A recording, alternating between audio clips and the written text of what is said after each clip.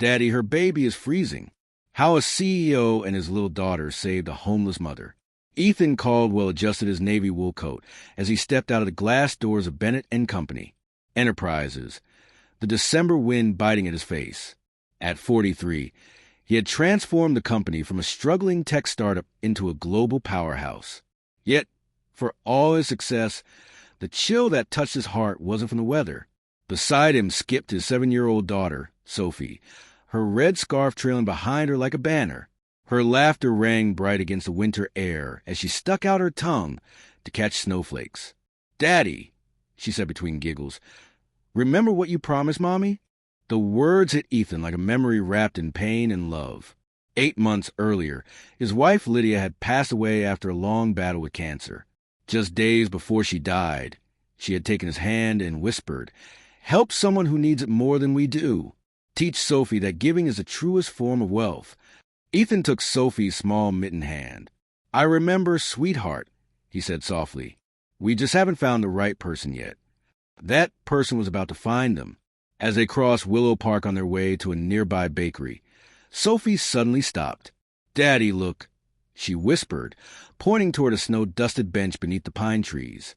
A young woman sat there, her shoulders hunched, her hair the color of chestnuts falling forward like a curtain. She wore a thin blue cardigan that offered little protection against the cold. In her arms, wrapped in a worn blanket, was a baby, so tiny that Ethan's breath caught in his chest. "Daddy," Sophie murmured urgently, "the baby's freezing." Her voice carried that fierce compassion Lydia had always nurtured in her. "We have to help them." Ethan hesitated only a moment, instinctively scanning for danger, for context. Then he looked into his daughter's pleading eyes. Lydia's words echoed again in his mind. This was it. This was the moment she had meant. "Stay close, Sophie," he said quietly, and together they approached. The woman looked up, startled. Her name was Grace, though Ethan wouldn't learn that until later. She couldn't have been more than 28. Yet exhaustion made her seem older. "Excuse me," Ethan said gently. "Are you and your baby all right?" Grace tightened her arms around the small bundle. "We're fine," she said quickly, her voice trembling. "Just waiting for the bus." Sophie frowned. "There's no bus stop here," she said matter-of-factly. "And your baby looks really cold. My daddy has a warm car." Ethan knelt beside the bench, lowering his voice. "I'm Ethan, and this is my daughter, Sophie. It's freezing out here. Please let us help." Grace hesitated, searching their faces.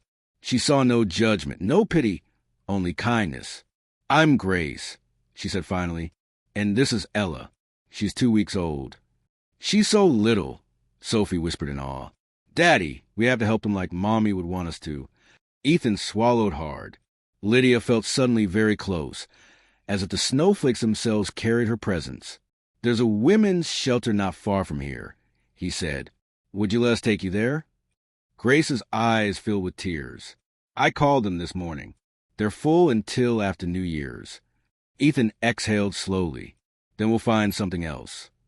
He pulled off his gray scarf and gently wrapped it around baby Ella. "First, let's get her warm." For the first time in weeks, Grace felt a flicker of hope. In the car, Sophie chattered away about her school, her goldfish, her mom's favorite songs, while Ethan made phone call after phone call to shelters, social workers, and community programs. Grace listened in quiet astonishment. She had been invisible for so long, surviving on scraps of charity and exhaustion. Yet here was a stranger moving heaven and earth for her and her newborn child. When the last call ended, Ethan turned to her. "Grace, I have a proposal. But please, only if you're comfortable." Grace stiffened slightly. "What kind of proposal?" "My wife passed away earlier this year," he said gently. "Before she died, she asked me to help someone who needed it more than I do. I have a guest suite in my house. Private bathroom, kitchen, everything. You and Ella could stay there until we figure out something long-term." Grace's eyes widened. "Why would you do that?" Ethan smiled faintly. "Because my wife believed that blessings only grow when they're shared." Grace blinked back tears. "I'm a registered nurse," she said. "I could work. I don't want to be a burden." Kindness is a transaction, Ethan said quietly. But if you'd like, I know people at St. Mary's Hospital. They're always looking for good nurses. Sophie grinned from the back seat.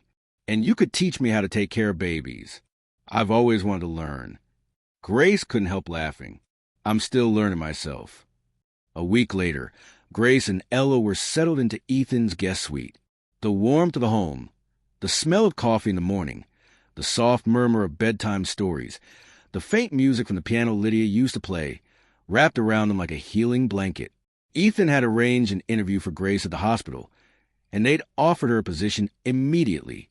But something deeper was changing, too. Grace had brought back laughter into the house, the kind that had vanished after Lydia's passing. That evening, as snow fell softly outside, Grace sat near the fireplace while Sophie read aloud to Ella. I got the job, Grace said quietly, her eyes glowing. I start next month, and I've been looking at small apartments nearby. I should be able to manage once I get my first paycheck. Sophie looked up, stricken. But what if baby Ella needs us? What if you get lonely? Ethan smiled gently. She's right, Grace. You become part of this home. What if you didn't have to leave? Grace blinked. What do you mean? I mean, this house is too big for just Sophie and me. You could stay, not as a guest, but as family. We'd share responsibilities, expenses, and support each other. Sophie jumped up, her face alight. Yes. Then we could all eat dinner together and take care of Ella every day. Grace's voice broke. Ethan, I can't accept charity. It's not charity, he said softly.